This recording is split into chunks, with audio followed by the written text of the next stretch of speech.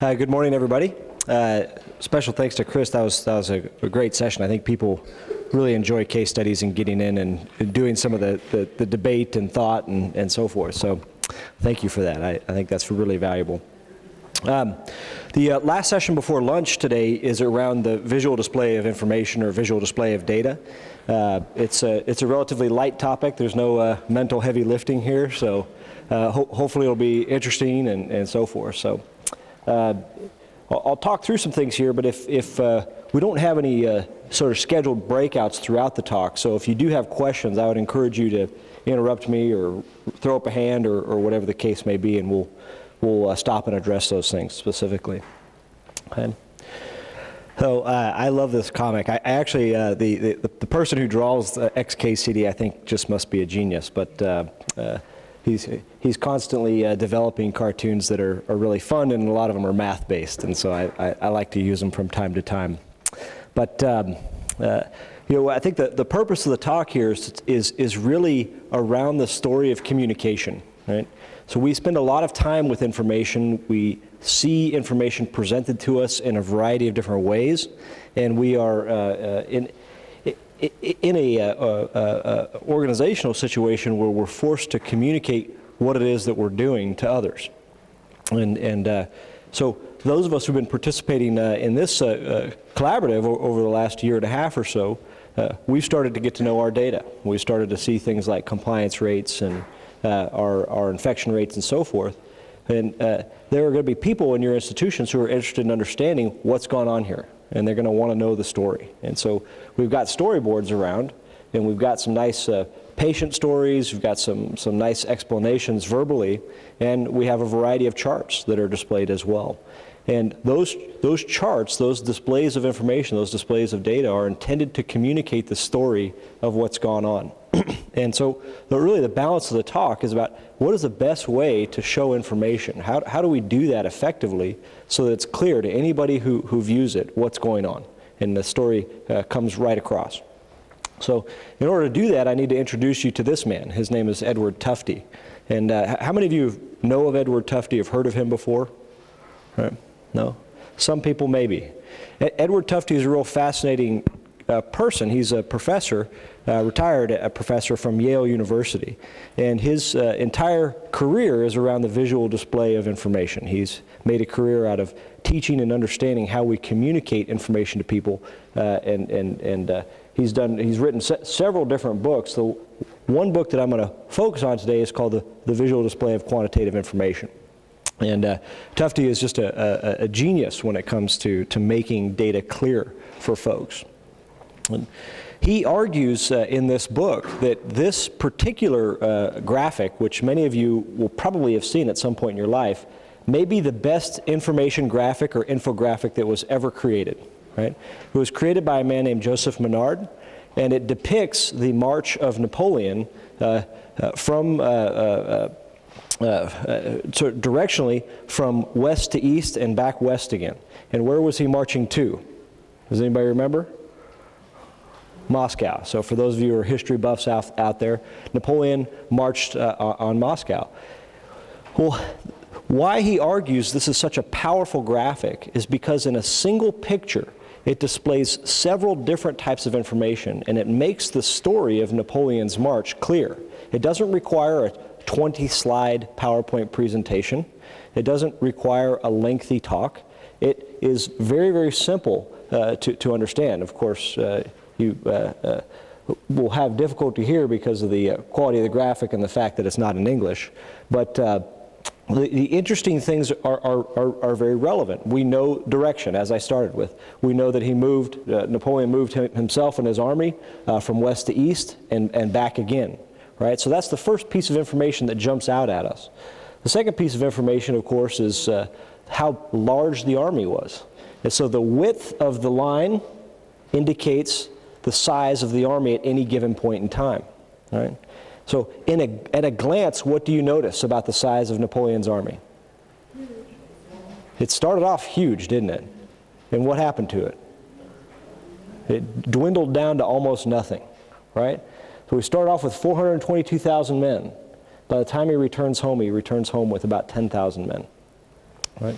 What happened? Does anybody know the story of Napoleon's March on Moscow? It was very cold, right? It was very, very cold. That contributed to the high death rate, high mortality rate of his army. Well, actually, this particular diagram depicts the temperature during the balance of the journey. And so down here at the bottom, we actually have the temperature over time of what Napoleon's army experienced as they marched towards Moscow. Of course, they arrived in Moscow in the dead of winter, and where were the people? Anybody know that part of the story? They got there, and there was no war to be had. There was no, so the Russian people knew that he was coming, so they evacuated the city, took all the food with them, and left for the country, further to the east, right? So when Napoleon arrived, there was no fight to be had, and there was no food to be had, and his men were under-equipped, and so they had to turn around and head home. And so it was a devastating loss for Napoleon, of course. So we get the directionality, we get the size of the army, we get the temperature. What else we get? We actually get the route that he took. So we actually know the rivers that he crossed throughout, and we have all that information available to us as well.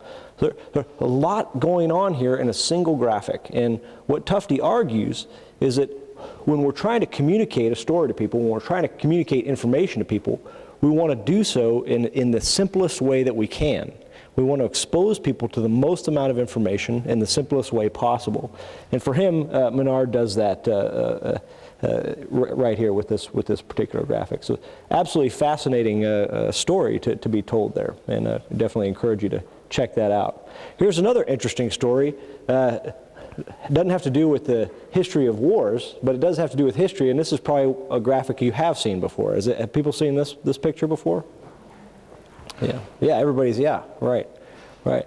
So who is Jon Snow? Who is that guy historically to us?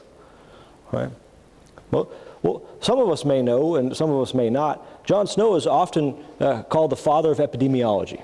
Right. He's the person who is credited with trying to understand disease epidemics, and the first person to really apply geography and data together to figure that out. And what you see here is a picture of the Broad Street neighborhood during a cholera epidemic in London. And what you have here are very tiny, small black lines, and each of those black lines represents a death from cholera. And it represents the house where that death occurred. And so Jon Snow very quickly in this graphic is able to show where deaths are occurring in the Broad Street neighborhood. And the Broad Street neighborhood is organized around something in particular, the Broad Street pump. Okay? And so here's the data over time of the epidemic, of the deaths that were occurring. And once he realized what was going on, that people were going to this one particular pump to get their water, and that's where the cholera was coming from, he famously took the handle off the pump so that people couldn't access the water, right? And so the myth, the legend of Jon Snow is that he halted the epidemic in its tracks, right? Now, you see the data over time. What do you think? Did Jon Snow have any impact on the cholera epidemic? The truth of the matter is probably not. The epidemic had already passed its peak and it was already waning, right? So did his action have an impact? Well, probably not, But the learning that took place and the gift that he gave us in terms of epidemiology was critical. And I think the visual display is compelling when you see the data presented to you. Okay? Here's another example of interesting visual display of information. Right? We could see this as a table of numbers. Remember, all of these things could be presented to us as a table of numbers. Here's all the people who died on this street. Here's all the people who died on that street. Right? Here's all the places on the human head where men get cancer. Right? Here's all the places on the human head where women get cancer. Right? Much more compelling as a visual graphic. What do we notice immediately about these things? Okay. Are there any patterns that stand out? Yeah, looks pretty close. You see any differences between men and women? Okay. So this is everybody together, right? This is men and this is women. Where do men tend to get more cancers? Up here, the top of the head, right? We could see that right there, right? And what about women? On their face, right? Real interesting. And instantaneously, we can pick up what's going on. We can pick up patterns of what's going on in terms of the data. Rather than looking at a table of numbers, which could tell us the same thing, but is much more difficult to interpret. A picture is worth 1,000 words, so to speak. Okay? So there's a few things that Tufte encourages us to think about when we're talking about visual display of data, right? One, when we use graphs effectively to tell a story, we allow for comparisons, right? And those comparisons could be between different people, between different facilities, between different neighborhoods, or they could be within the data itself over time. So we could compare this month to last month to the month before that and so forth. So we have sort of the ability to compare in different ways. Okay? Good graphical excellence shows all the data, right? It doesn't prevent us from seeing any of the information. It gives us a maximum amount of information to interpret. Okay? Good graphical display integrates words with data, and this is the idea of telling the story, right? So we don't just throw up a graph. We throw up a graph with some annotation, right, that tells when certain events occurred. For example, go back to Jon Snow. Here's a nice annotation. Here's what I did on this day. Okay, so we get a sense of that. It tells a much more compelling story than just the graph by itself. Okay? And then we try to get rid of any extraneous ink on the page. So we're going to we try to communicate the most amount of information given the least amount of ink possible. Right? So that's a big one there. Right? I think what you'll see here is that in my presentations, I'm not the greatest. Tufte would probably be ashamed of me at certain times. But I'm always constantly striving to get better at that, at getting rid of uninformative ink on the page. And it's a hard thing to do. And I think many of us, as I walk around the room, are guilty of having extraneous ink on the page. We'll talk about that in just a little bit here. Okay? So, some practical tools here. If we're going to be presenting data, particularly data over time, some practical tools for you. Scaling matters, right? If you're trying to tell the story in a graphical way, the scale that you use to display your data has a big impact on how people interpret that data. Okay? So in this example, we have data displayed over time, and we have a measure that is the y-axis is very, very big. And what does that do to the data? What does it do to it? Yeah, it compresses it, right? So it compresses the variation that is inherent in the data, and it makes it seem as if there's not very much variation at all, right? So that's one way that we could fool people. We could fool people with our scale. There's not much happening, no real changes, nothing to be aware of, it's all real steady, right? Well, here's that same data, and now what have I done? Right? I've just changed the y-axis, and now the scale has made it appear as if there is just all kinds of variation going on. There's crazy amounts of variation that we need to be paying attention to. All right? So really interesting there. And again, I can be fooled by the scale. So by having the scale a little too small, I get way too much variation. I don't get a good picture. I don't get a real understanding of the story. Right? Here's the same data again. Right? Now, this seems a little bit easier to interpret to me than the previous one. Okay? Same information, same graph in all three cases, only the scale is different. Right? And we have the ability now to see the variation that's important, but also to understand it in the context. Right? So now I see where the 0 is, and I have a sense of where we're going here. Right?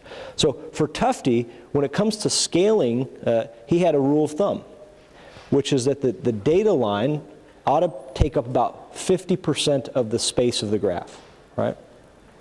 So my sort of rule of thumb here is that about a third above and below the graph line ought to be white space, right? If I've got a situation like this where my data line takes up 80% of the graph, then I'm probably guilty of putting too much variation in. And if I get a situation like this where the graph line takes up 10% of the graph, I'm probably compressing the data, right? So I want to be careful not to do those things. Okay? Another thing that you'll see, and we have seen with our collaborative, is something we call small multiples. And small multiples are an excellent way to visualize data for large sums of data at a single glance. Okay? So in this example, we have a measure of interest here, and what we have to the right is the average measure across all 22 facilities or regions. Okay? And then to the left, we have the individual performance over time for each facility or region, right? Now, what's real important here about small multiples is at a glance, I can see what's going on for any one individual facility. I can see the overall for the collaborative, and I can make any comparisons that are necessary should I want to, okay? I can see the overall health of how things are going, okay? Now, in order to carry this out effectively, there's some things that we need to do to make small multiples useful to us. Okay? One of the things we need to do is we need to peg the x and y axis. They can't be different from each other in any graph. They have to be the same across everything. So the ability not to read that is okay because we know that they're all the same. So we have that sense and ability to compare. Okay? So small multiples are helpful, again, because at a glance I might say, well, I want to focus on a few of these so I can just quickly overlay those things that I don't want you to pay attention to or the ones that I do want you to pay attention to, right? So all the ones that I sort of grayed out here, maybe those are displaying a type of variation that isn't giving me anything. I'm not actually seeing any improvement. And so those might be places I want to go spend extra effort in terms of the collaborative, okay? And do some extra activity and so forth, whereas the ones that are still in white, I can quickly see have made a stepwise improvement or have made continuous improvement over time. Okay? So I get to see all of that at a glance, right? Now, contrast this with what you might normally experience from somebody who stands up and presents data to you. Here's our overall performance, one PowerPoint slide. Here's the performance of region 1, another PowerPoint slide. Here's the performance of region 2, a third PowerPoint slide, and so forth. You could see that this one slide can capture what normally people would take 23 or 24 slides to present, right? And because it has it all together, it allows us to think on it critically. If I'm seeing one slide at a time, my ability to hold that information in my mind while I process the next slide and do some comparison is almost impossible for most people, unless you have really a strong visual memory. Okay? So small multiples very powerful in that regard to help us understand what's going on. Good tool for us. Okay? Now here's an interesting one, Liz. That's a bar graph, right? Why would I choose to look at data graphed over time as, say, a line graph as opposed to just looking at a couple points in time and doing a comparison? So if I presented you with this graph and I said, look, here's the March performance, here's the September performance. We're looking to increase the number of women who are immunized here or who are treated for malaria, and we made a change in our process in June. Are you convinced that I had an impact here? Okay. I hope you're all saying no, because you've all heard me talk about measurement for improvement before, right? But a lot of times this is how information is presented to us. Here's a before piece. We aggregate all of our data, right? We get some mean statistic, and then we compare it to an aggregate of the after piece, and we get some mean statistic, and we compare the two, and we say, look, this one's different from that one, and we had an impact, right? A lot of studies are presented to us that way, right? A lot of times they're linked to some sort of statistical significance value, right? So if you go into the literature, that's a lot of how the analysis is done. They're very frequently done. However, that sometimes hides the truth, right? Not always, but it sometimes hides the truth. So here could be the real picture. Here's data over time, same data. March and September, same data. Do you have a high degree of belief, medium degree of belief, or a low degree of belief that the change I made resulted in the improvement? If I show you this one. Low? Yeah, low, probably, right? What's happening? It was already getting better, right? It's already getting better by the time I came along. This is sort of the Jon Snow equivalent of taking the handle off the pump. Things were already on the way out, right? What about now? How high is your degree of belief that my change resulted in improvement? No. Yeah, very low, right? So you're thinking to yourself, well, that's weird. Maybe they had a special campaign. Maybe Brandon made an error when he was entering the data, right? There's something real out of the ordinary there, but doesn't have anything to do with what was going on in June, right? How about now? Same data on the bar graph, different on the line graph. Right? Again, degree of belief still very, very low. How about now? Right? So data can be used to fool us, or it can be used to help us tell a story of what actually happened. Right? And I would argue that very frequently when it comes to quality improvement efforts, looking at data over time in the form of a line graph actually gives us a much better visualization, a much clearer picture for telling that story than a simple before and after in the form of a bar graph. Now I'll show a different example of a bar graph over time later on, and I'll describe why I think that's also not a great practice. Okay? All right, but here's a quick example. A lot of times I see data like this in presentations. Here's our data table. Look what we did. Isn't this fantastic? Right? So here, this is real data. This is data from a couple of years ago for me. This is the amount of time I spend reading every day. Okay? It's the amount of time I spend reading. So you guys are all data nerds, just like me, I'm sure. Right? What can you tell me about my reading? Right? What interpretations or inferences can you make about my reading?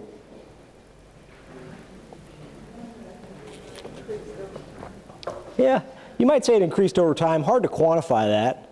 And at just a glance, really hard to interpret what's going on there. But here it is as a run chart, right? Here it's displayed as a run chart.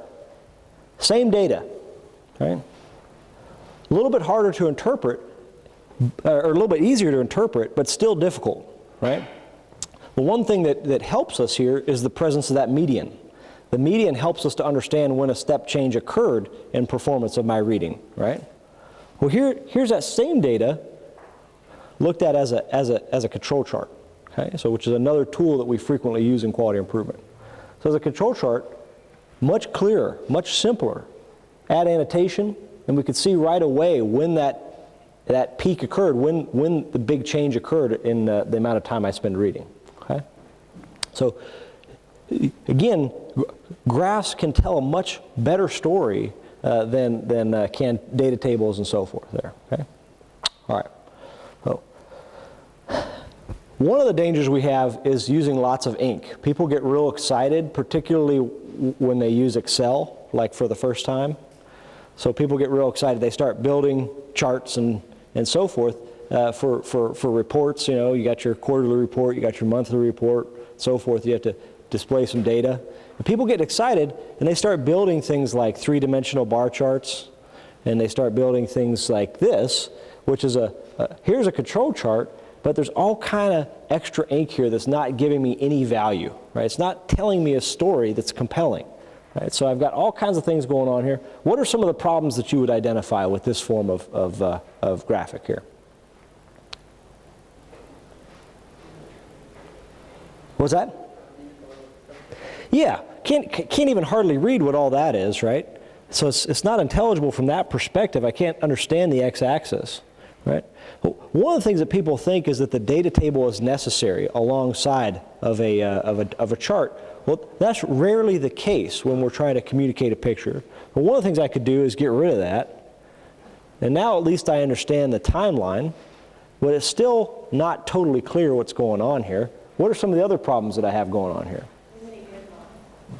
Too many grid lines, right? Yeah, people like grid lines sometimes. They think it adds some value. I would argue that it very rarely does, right? Grid lines should only be used if we're trying to indicate a scale that's important, right? So that's one thing I could get rid of is the grid lines. What's another issue that I have going on here? The scale itself, right? So we have a percentage over here. And what do you see? 0, 1, 1, 2, 2, 3, 3. What do you think's going on there?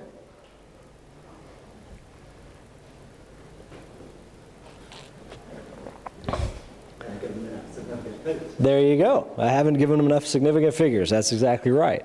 So I could change that, right? I could change the number of significant figures. You'll notice another change that I made here is this is real busy, hard to interpret, so I could actually decrease the amount of ink there. I haven't lost any information. I still know the duration, the period of time. I know the time between each data point and so forth, and I can get a little bit clearer. Right? Another thing I do is get rid of those grid lines, like you identified. Right? Now I'm starting to have a graph that tells a story and that is visually appealing. It's not going to turn people away as soon as I look at it. Okay? Well, here's one more thing that's real important to me that I think whenever we're going to be looking at data over time, the purpose of looking at data over time is to do what? Is it to understand the past? To some extent. But probably it's really more important to understand the future and what expectation we can have of future performance. And so good graphical display is always going to incorporate the future. Right? We're going to have some prediction of the future coming forward here. Right? So you see the difference that you can have between a real ugly graph that turns people off and it's real hard for them to interpret versus something that's a little bit cleaner. And I'm not saying this is perfect, but it's a lot better. Now, here's the same information. If you don't like control charts, you might prefer it as a bar graph. Here it is as a bar graph. Right? Is that easy or hard to interpret? For most people, that's real hard. And the reason is, whenever we see bar graphs, the natural thing that we want to do is compare one bar to another.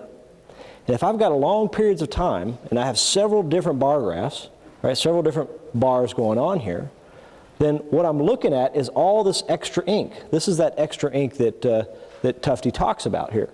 And so what's the important part of this chart? What should we really care about? Yeah, it's these peaks and valleys up here, right? And that's what we get when we see something like that, right? And that's what we're likely to miss when we see something like this, okay?